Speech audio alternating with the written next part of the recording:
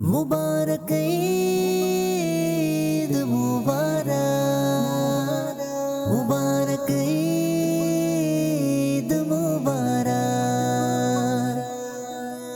आशिकाने मुस्तफा के জানাই ঈদ মুবারক জানাই ঈদ মুবারক मुबारक ईद मुबारक সবাইকে ঈদ মুবারক मुबारक ईद मुबारक সাল্লু আলাল হাবিব সাল্লাল্লাহু তাআলা আলা মুহাম্মদ সাল্লাল্লাহু আলাইহি ওয়া আলিহি ওয়াসাল্লাম। পবিত্র ঈদুল ফিতর উপলক্ষে মাদানী চ্যানেলের দর্শকদের জানাই আন্তরিক শুভেচ্ছা ও মুবারকবাদ। দর্শক, আল্লাহ তাবারক ওয়া তাআলার অজস্র নিয়ামত রয়েছে আমাদের জীবনে, অসংখ্য নিয়ামত রয়েছে। সেই নিয়ামতগুলোর শকর বান্দা চাইলেও করে শেষ করতে পারবে না। তন্মধ্যে সর্বোত্তম একটি নিয়ামত হচ্ছে সুস্থতা। মানুষ সুস্থতা কী জিনিস এটা কিন্তু তখনই বুঝতে পারে যখন মানুষ অসুস্থ হয়। সুস্থতার নিয়ামত তখনই বোঝা যায় যখন মানুষ অসুস্থ হয়। আর সর্বোপরি মানুষ দুটি বিষয়ে উদাসীন হয়ে থাকে, সব সময় গাফেল থাকে। সেই দুটি বিষয় কি? একটি হচ্ছে সুস্থতা, আরেকটি হচ্ছে অবসর সময়। মানুষ মনে করে যে আমার জীবনে কখনোই হয়তো অসুস্থতা আসবে না, কখনোই হয়তো আমি রোগাক্রান্ত হব না, কখনোই হয়তো আমার কাছে কোনো রোগ বালাই আসবে না। কিন্তু এই ধারণা সম্পূর্ণ ভুল। পাশাপাশি আরও একটি বিষয় যেটা মানব জীবনে রয়েছে সেটা হচ্ছে মানুষের জীবনে অবসর সময়। মানুষ মনে করে যে আমার জীবনে শুধু সময় আর সময়, কখনোই হয়তো ব্যস্ততা আসবে না। কিন্তু এক সময় দেখা যায় যে তার সমস্ত যে অবসর সময় রয়েছে সেটা তার জীবন থেকে ফুরিয়ে গিয়ে সে ব্যস্ততায় নিমজ্জিত হয়ে যায়, তলিয়ে যায়, যার কারণে সে ইবাদত বন্দেগি এবং আল্লাহ তাআলার রেজামন্দি নেক কাজ থেকে মানুষ বিমুখ হয়ে যায়, বিরত হয়ে যায়, কিংবা বলতে পারি আমরা বঞ্চিত হয়ে যায়। একটা বিষয় আমরা মাথায় রাখবো যে আমাদের জীবনের সুস্থতা আর অবসর সময় এটা কিন্তু ক্ষণস্থায়ী, আজ আছে কাল নেই। মাদানী চ্যানেলের দর্শক ও শ্রোতা, আজ আমরা একাধিক রোগীর সাথে আমরা কুশলাদি আদান প্রদান করব, আর আদান প্রদান করব তাদের যে ঈদের দিন তাদের যে উপলব্ধি রয়েছে, যে অনুভূতি রয়েছে, সেই ঈদকে তারা কিভাবে দেখছে অসুস্থ শরীরে, সে সম্পর্কে আজ আমরা জানবো যে সুস্থতা কত বড় নিয়ামত, কিংবা আমাদের জীবনে যে অবসর সময় রয়েছে সেটা কত বড় নিয়ামত, সে সম্পর্কে আজ আমরা জানবো। চলুন আমরা অসুস্থ রোগীদের প্রতি সমবেদনা জ্ঞাপন করতে যাচ্ছি, আপনারা সঙ্গেই থাকুন। সাল্লু আলাল হাবিব সাল্লাল্লাহু তাআলা আলা মুহাম্মদ সাল্লাল্লাহু আলাইহি ওয়া আলিহি ওয়াসাল্লাম। मुबारक ईद मुबारक मुबारक ईद मुबारक। মাদানী চ্যানেলের দর্শক ও শ্রোতা, আলহামদুলিল্লাহ আমরা রওনা দিয়েছি, এই মুহূর্তে গাড়িতে রয়েছি। আসুন সফরের দোয়াও আমরা পড়ে নিই। আকাশপথে হোক কিংবা সড়ক পথে এই দোয়াটি আমাদের পড়ে নেওয়া উত্তম। আর এই সফরের দোয়া যদি আমরা পড়ে নিই, ইনশাআল্লাহুল করিম আমরা দুর্ঘটনা থেকে সুরক্ষিত থাকব। আর দোয়াটি হচ্ছে এই, দরুদ শরীফও পড়ে নিতে হবে আগে পরে। আসসালাতু ওয়াসসালামু আলাইকা ইয়া রাসূলুল্লাহ ওয়া আলা আলিকা ওয়া আসহাবিকা ইয়া হাবিবাল্লাহ। বিসমিল্লাহি ওয়াল হামদুলিল্লাহ, সুবহানাল্লাযী সাখখারা লানা হাযা ওয়া মা কুন্না লাহু মুকরিনিন ওয়া ইন্না ইলা রাব্বিনা লামুনকালিবুন। আসসালাতু ওয়াসসালামু আলাইকা ইয়া নবিয়াল্লাহ ওয়া আলা আলিকা ওয়া আসহাবিকা ইয়া নূরাল্লাহ। আশিকানে মুস্তফা কে জানাই ঈদ মুবারক জানাই ঈদ মুবারক मुबारक ईद मुबारक সবাইকে ঈদ মুবারক। আসসালামু আলাইকুম ওয়া রাহমাতুল্লাহি ওয়া বারাকাতুহু। ওয়ালাইকুম আসসালাম ওয়া রাহমাতুল্লাহ। কেমন আছেন? আলহামদুলিল্লাহ। রহিম ভাই, মাশাআল্লাহ।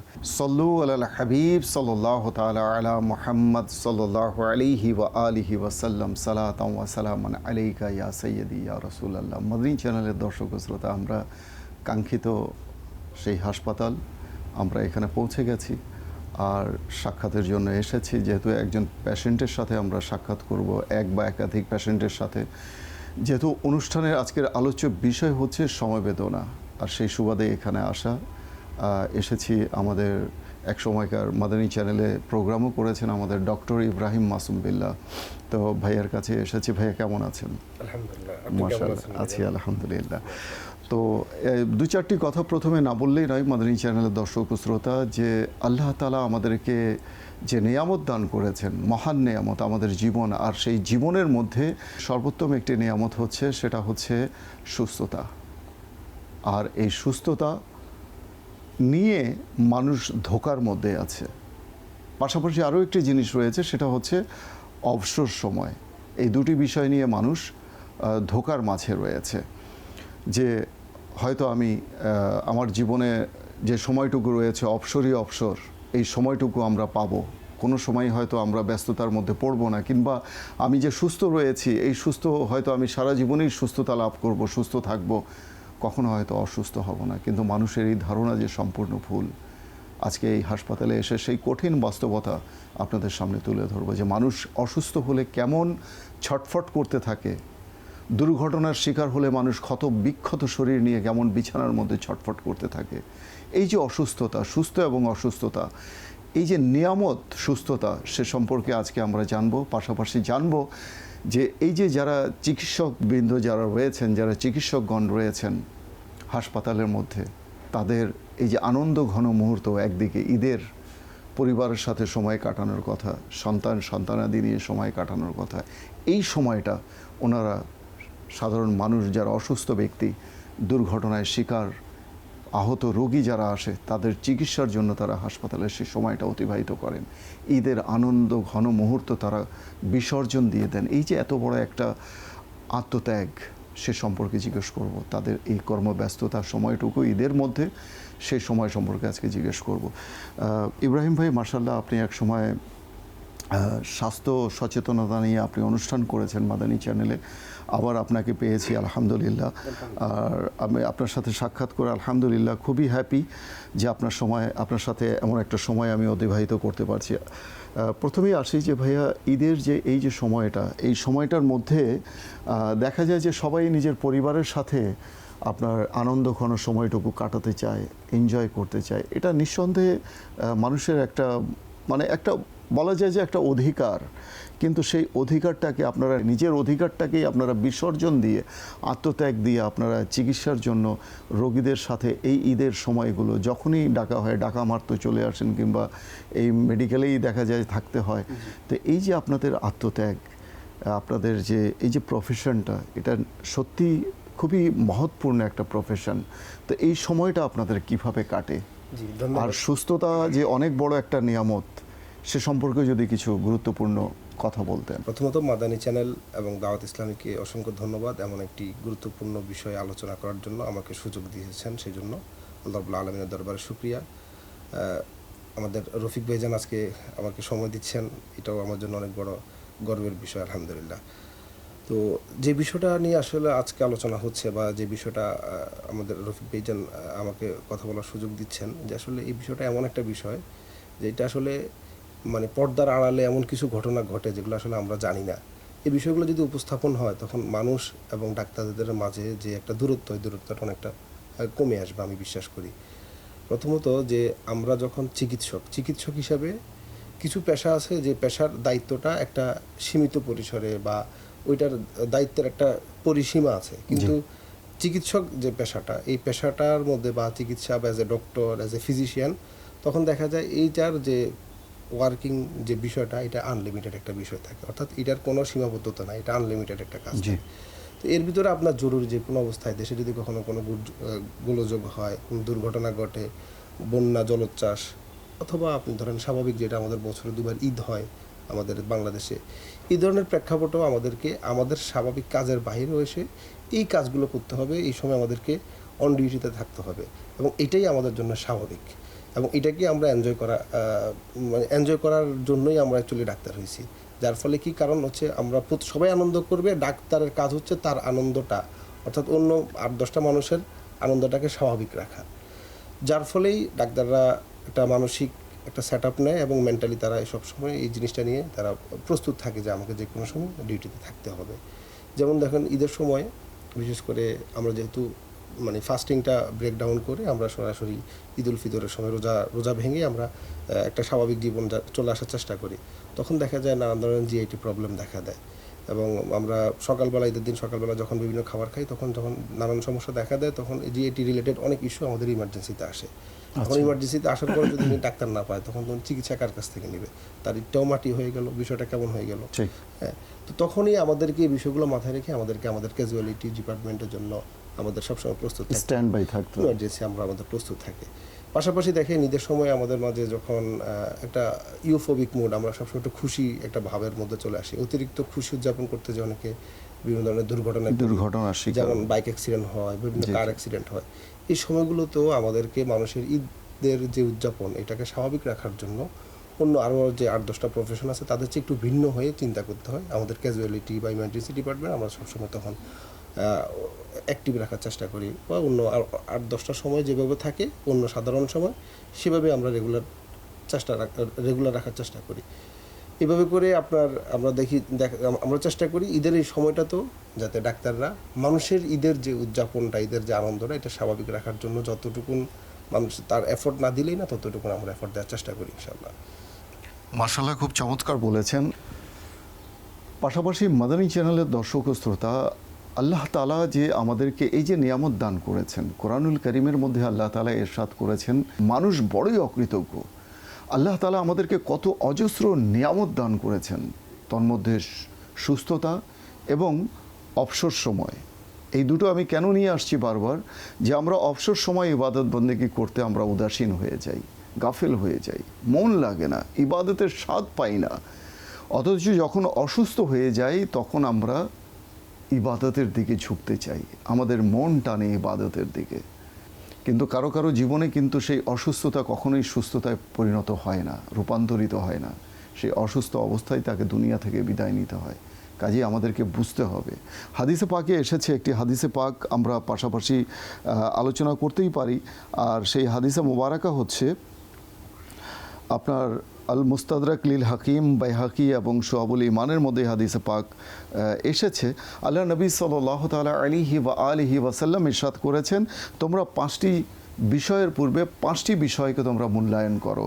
তা হলো যৌবনকে মূল্যায়ন করো বার্ধক্যের পূর্বে, সুস্থতাকে মূল্যায়ন করো অসুস্থতার পূর্বে, সচ্ছলতাকে মূল্যায়ন করো দরিদ্রতা আসার পূর্বে, অবসর সময়কে মূল্যায়ন করো ব্যস্ততার পূর্বে, এবং জীবনকে মূল্যায়ন করো মৃত্যু আসার পূর্বে।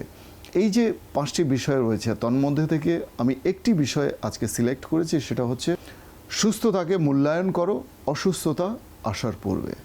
তো আজকে সে সম্পর্কে ইনশাআল্লাহ তাআলা আমরা ওয়ার্ডে যাব এবং রোগীদের যে অবস্থা রয়েছে এই ঈদের আনন্দ ঘন মুহূর্তে তাদের যে আনন্দ, সেটা কতটুকু তারা ফিল করছে বা তাদের আনন্দ কতটুকু ম্লান হয়ে যাচ্ছে, তাদের যে কষ্টের মাঝে কখনো মানুষ আনন্দ অনুভব করতে পারে না, তখন একমাত্র সেই থাকে আর তার পাশে থাকে কষ্ট, তার পাশে থাকে যন্ত্রণা বেদনা। আজকে আমরা ইনশাআল্লাহ তাআলা শুনবো। পাশাপাশি ইব্রাহিম ভাইয়ের কাছে আরও একটি বিষয় সম্পর্কে জানতে চাইব, যে সেটা হচ্ছে এই যে যখন এই ধরনের ক্যাজুয়ালিটি যে কেসগুলো যে আসে, যে রোগী ঈদের সময় খাবার দাবারের কারণে অসুস্থ হয়ে যায়, মানে সারা মাস রোজা রেখে হঠাৎ করে যখন তার ফাস্টিংটা তাকে ব্রেকডাউন করতে হয়, তার রোজাটা ভঙ্গ করতে হয়, ঈদের দিন সে কী করে রিচ ফুডগুলো, ভারী ভারী খাবারগুলো সে খেতে থাকে, এবং এর কারণে দেখা যায় স্পাইসি খাবার খাওয়ার কারণে সে হঠাৎ করে সিক হয়ে যায়। তো এই ঈদের দিনটা কি করণীয় রয়েছে খাবার দাবার সম্পর্কে, যদি একটু সেই সচেতনতা সম্পর্কে যদি কিছু একটু বলতেন। জি, ধন্যবাদ। চমৎকার একটি বিষয় নিয়ে এসেছেন। আসলে আপনি বলছিলেন যে অসুস্থতা আর সুস্থতা, তো অসুস্থতা এবং সুস্থতা দুইটা কিন্তু বিপরীত বিষয়। আপনি যখন সুস্থ থাকবেন, সুস্থ থাকা অবস্থায় চেষ্টা করবেন কোনো অবস্থায় যাতে আমরা অসুস্থ না হই। এরপরে আমি বলছিলাম আর কি, আপনি যে বিষয়টা বলছিলেন। তো অসুস্থতা এবং সুস্থতা দুইটা বিপরীতধর্মী একটা প্যারামিটার। আমাদেরকে সবসময় চেষ্টা করতে হবে সুস্থতার প্যারামিটারের মধ্যে থাকতে। কারণ আমরা অসুস্থতার আগে আমরা কিভাবে বিবেচনা করি, যদি আমরা একটু দেখি, বাংলাদেশে আমরা যে আমাদের হেলথ সেক্টরে যারা কাজ করে, আমরা কমিউনিটি মেডিসিনের একটা বিষয় নিয়ে আমরা কাজ করি, সেখানে বলা হয় আইসবার্গ ফেনোমেনন। বাংলাদেশে আমরা যে রোগগুলো নিয়ে আমরা আলোচনা করি, এই রোগগুলোর মধ্যে দুইটা রোগ আছে, মানে দুই ধরনের রোগ আছে। একটা হচ্ছে কমিউনিকেবল ডিজিজ, একটা হচ্ছে নন কমিউনিকেবল ডিজিজ। আচ্ছা, কমিউনিকেবল ডিজিজ বলতে আমরা বুঝি সংক্রামক ব্যাধি, নন কমিউনিকেবল ডিজিজ বলতে আমরা বুঝি অসংক্রামক ব্যাধি।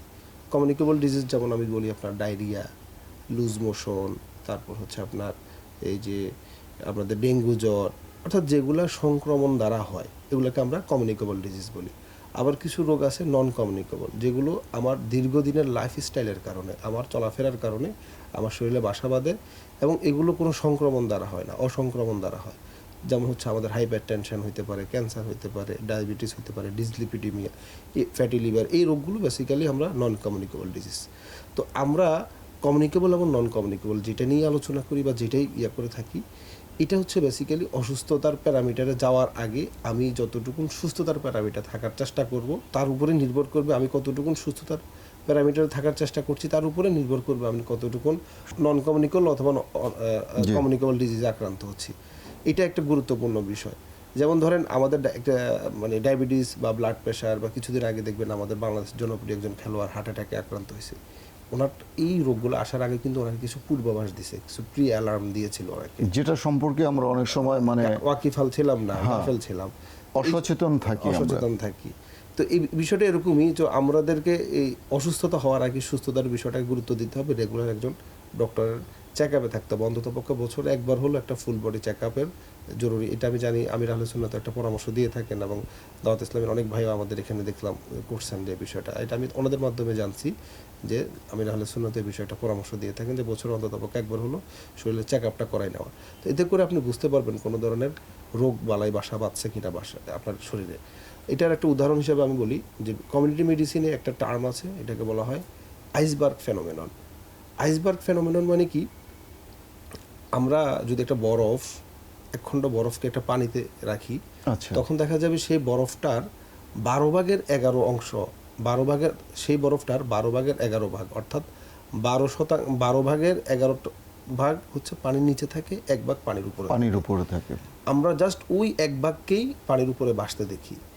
তদ্রূপ আমাদের শরীরে যে রোগগুলো বাসা বাঁধে, এই রোগগুলোর যে সিমটমগুলো আমাদের বডিতে অ্যাপিয়ার করে, উপসর্গগুলো যেগুলো আমরা দেখি, এটা হচ্ছে একটা আইসবার্গ ফেনোমেননের মতো। আচ্ছা, অর্থাৎ বডির ভেতরে এটার 11 ভাগ আছে, মাত্র 1 ভাগ আমরা শরীরের বাইরে দেখি। আমরা ডাক্তারের কাছে তখনই আসি যখন আমরা এই 1 ভাগটা আমাদের কাছে ভিজিবল হয়, যখন আমরা সহ্য করতে পারি না। কিন্তু এর আগেই এর চেয়ে আরো 12 গুণ অংশ বা 12 গুণ বেশি রোগ আমাদের শরীরে বাসা বেঁধে আছে, আমরা কিন্তু জানি না। তো এই জিনিসটা খুব জরুরি যে অসুস্থতা হওয়ার আগেই সুস্থতাটাকে মূল্যায়ন করা। আল্লাহ রাসূল সাল্লাল্লাহু আলাইহি ওয়াসাল্লামের হাদিসটা খুব ইম্পর্টেন্ট আমাদের এই লাইফস্টাইলে। তো যেটা আপনি প্রাসঙ্গিকক্রমে যেটা বলছিলেন যে ঈদের সময় আমাদেরকে আসলে কি করতে হবে, আমরা যেহেতু দীর্ঘ 30 দিন এক ধরনের লাইফস্টাইলে ছিলাম, এক ধরনের ফুড হ্যাবিটের মধ্যে ছিলাম, সো আমাদেরকে ইমিডিয়েট আমাদের এই ফুড হ্যাবিটটা চেঞ্জ করা যাবে না। আমাদেরকে স্লোলি আস্তে আস্তে স্বাভাবিক ফুড হ্যাবিটের সাথে আমাদেরকে হ্যাবিচুয়াল হতে হবে। এর মাঝে ধরেন আপনি সেহরির তো আর খাওয়া হচ্ছে না ঈদের দিন, তো আমরা ফজরের পরপরই হালকা কিছু খেলাম এবং যেটাই খাবো, যেটা রাসূলুল্লাহ অনুযায়ী হালকা মিষ্টি বা যেটাই আমরা খাই একটু একেবারে সীমিত পরিসরে খাওয়ার চেষ্টা করব।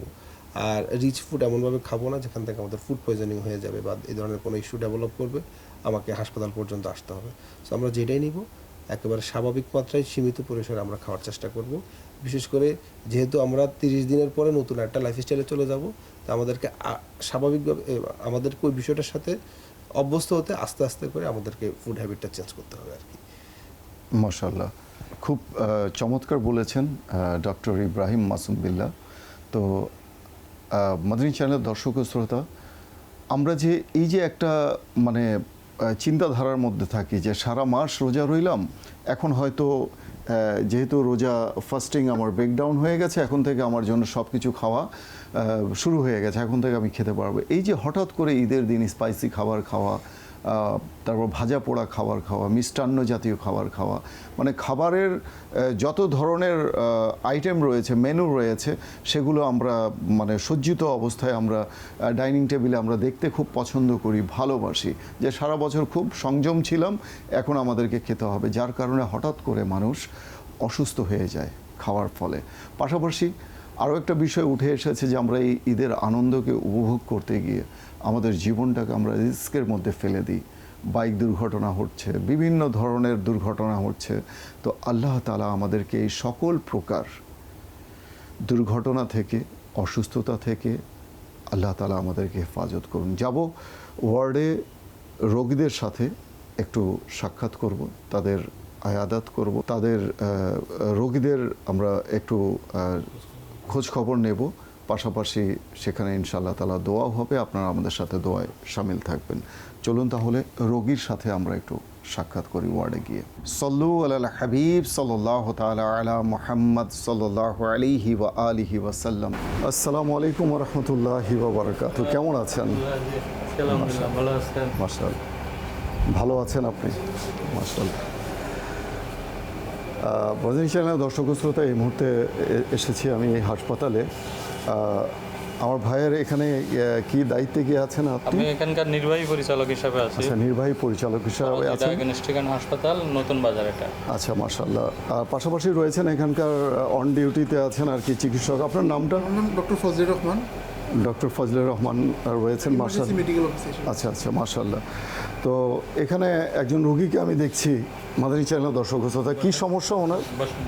ওনার সমস্যাটা যদি একটু বলেন। উনি আমাদের কাছে আসেন জ্বর নিয়ে 3 দিনে। আচ্ছা আচ্ছা জ্বর, শরীর ব্যথা, মাথা ব্যথা, আর হচ্ছে ওনার আজকে খুব দুর্বল লাগতেছে শরীর। আচ্ছা। তো সেই হিসাবে আমরা ওনাকে ট্রিট করি। তো ট্রিট করতে গিয়ে আমরা দেখলাম ওনার প্রেশার একটু ফল করেছে 90-60। তো আমরা হচ্ছে সেই জন্য ওনাকে একটু অবজারভেশনে রেখে আমরা আচ্ছা, আচ্ছা। একটু স্যালাইন দেবো ওনাকে। মাশাআল্লাহ, মাশাআল্লাহ। আল্লাহ তাআলা আসানি দান করুক। আমরা একটু দোয়া করি মাদানী চ্যানেলের দর্শক শ্রোতা। এই মুহূর্তে শুধু এখানেই নয়, বাংলাদেশ সহ বিভিন্ন প্রত্যন্ত অঞ্চলে, বিভিন্ন জায়গায় হাসপাতালে অসুস্থ মুসলমান রয়েছেন, রোগী রয়েছেন। আসুন আমরা তার জন্য দোয়া করি। তার পূর্বে একটু রোগীর সম্পর্কে, রোগীর সাথে কথা বলি। আপনার নাম? জি, আমার নাম মোহাম্মদ হাসিবুল ইসলাম। হাসিবুল ইসলাম। এখন কেমন অনুভব করছেন আপনি? জি, আমি এখন মোটামুটি একটু অনুভব করছেন, মাশাআল্লাহ। আল্লাহ তাআলা সুস্থতা দান করুক। একটু দোয়া করি আমরা সবাই দোয়াতে শামিল হয়ে যাই। আল্লাহুম্মা আমিন। আলহামদুলিল্লাহি রাব্বিল আলামিন ওয়াস সালাতু ওয়াস সালামু আলা সাইয়্যিদিল মুরসালিন ইয়া রাব্বে মুস্তাফা বা তুফাইল মুস্তাফা আজ্জা ওয়া জাল্লা ওয়া সাল্লাল্লাহু তাআলা আলাইহি ওয়া আলিহি ওয়া সাল্লাম। এ মালিক ও মওলা রব্বে করিম ইয়া যাল জালালি ওয়াল ইকরাম। মওলা আমাদেরকে, আমাদের মা বাবাকে, সকল উম্মতে মুসলিমাকে মওলা তুমি মাফ করে দাও।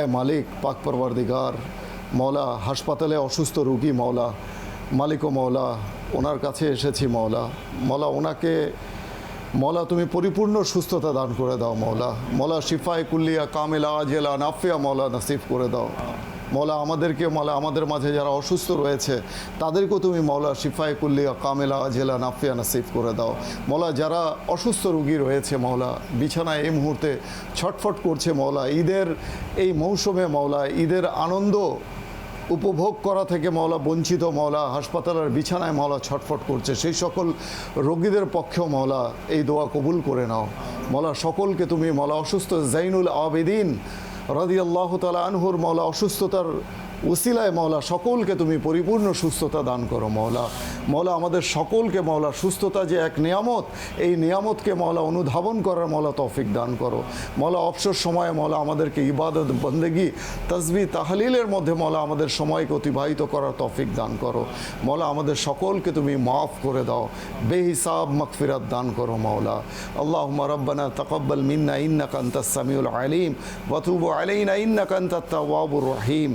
اللهم ربنا ظلمنا أنفسنا وإن لم تغفر لنا وترحمنا لنكونن من الخاسرين اللهم رب ارحمهما كما ربياني صغيرا وقل رب ارحمهما كما ربياني صغيرا اللهم اغفر لي ولوالدي وللمؤمنين يوم يقوم الحساب بسم الله على ديني بسم الله على نفسي وولدي واهلي ومالي يا مقلب القلوب ثبت قلوبنا على دينك يا مقلب القلوب ثبت قلوبنا على دينك رضيت بالله ربا وبالإسلام دينا وبمحمد نبيا ورسولا صلى الله تعالى عليه وآله وسلم گرد من و گرد خانه من و گرد زن و فرزندان من و گرد مال و دستان من حصار حفاظت تو شوادا و تو نگهدار باشی مولا। ঈদের আনন্দে মৌলা আমাদেরকে ঈদের আনন্দ মৌলা জায়েজভাবে শরীয়ত সম্মতভাবে মৌলা আমাদেরকে ঈদকে মৌলা পালন করার মৌলা তৌফিক দান করো। সকল প্রকার গুনাহ থেকে আমাদেরকে মৌলা হেফাজত করো মৌলা।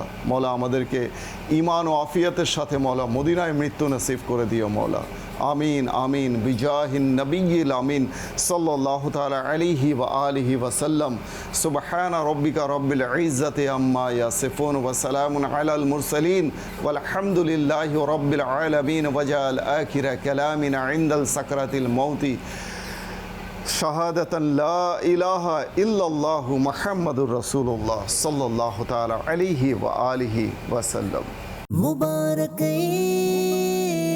ঈদ মুবারক, মুবারক ঈদ মুবারক। আশিকানে মুস্তাফাকে জানাই ঈদ মুবারক, জানাই ঈদ মুবারক। মুবারক ঈদ মুবারক, সবাইকে ঈদ মুবারক, মুবারক ঈদ মুবারক।